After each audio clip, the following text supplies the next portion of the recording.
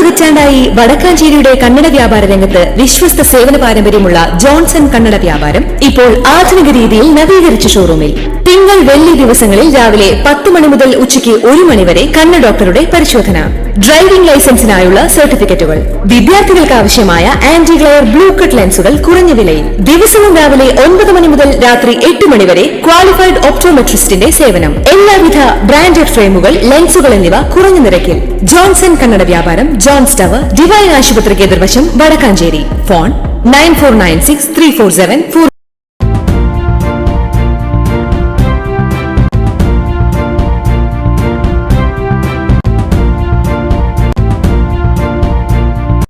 നമസ്കാരം, any time ന്യൂസിലേക്ക് സ്വാഗതം.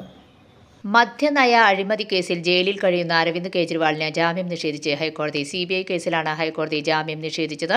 അറസ്റ്റ് നിയമവിരുദ്ധമാണെന്ന് പറയാൻ കഴിയില്ലെന്ന് കാട്ടിയാണ് കോടതി നടപടി. നേരത്തെ ED കേസിൽ കേജ്രിവാളിന് ജാമ്യം ലഭിച്ചിരുന്നു. എന്നാൽ CBI കേസ് നിലനിൽക്കുന്നതിന് പുറത്തേക്ക് ഇറങ്ങാൻ സാധിച്ചിരുന്നില്ല. ഇന്ന് കേജ്രിവാളിന് ജാമ്യം അനുവദിക്കുകയോ അറസ്റ്റ് റദ്ദാക്കുകയോ ചെയ്തിരുന്നെങ്കിൽ കേജ്രിവാളിന് പുറത്തിറങ്ങാമായിരുന്നു. ED കേസിൽ തിഹാർ ജയിലിൽ കഴിയവേ ജൂൺ 26-നാണ് CBI കേജ്രിവാളിനെ അറസ്റ്റ് ചെയ്തത്. ജാമ്യം നിഷേധിച്ചതിനെതിരെ വിചാരണ കോടതിയെ സമീപിക്കാമെന്നും ഹൈക്കോടതി വ്യക്തമാക്കി. News desk any time news. കൂടുതൽ വാർത്തകൾക്ക് ഞങ്ങളുടെ ചാനൽ സബ്സ്ക്രൈബ് ചെയ്യുക, ഫേസ്ബുക്ക് ഫോളോ ചെയ്യുക.